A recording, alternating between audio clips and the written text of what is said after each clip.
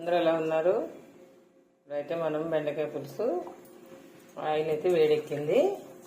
జీలకర్ర ఇలా మనం కొద్దిగా కలుపుకుందాము. చేతిలో వేసుకొని మంచి స్మెల్ అయితే వస్తుంది ఇలా వేసుకుంటే. ఇప్పుడు మనం ఉల్లిగడ్డలు కూడా వేసుకుందాం. 2 పచ్చిమిర్చి చిలుకలు కొద్దిగా స్టవ్ తగ్గించుకొని మగ్గి లోపల మనం అల్లం నూరుకొని చూద్దాము.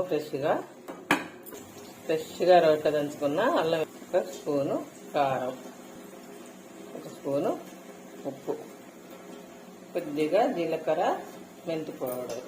ముందుగానే తయారు చేసుకున్న చింతపండు రసాన్ని అయితే పోస్తున్నా. కొంచెం ధనియాల పౌడర్ వేసుకుందాము.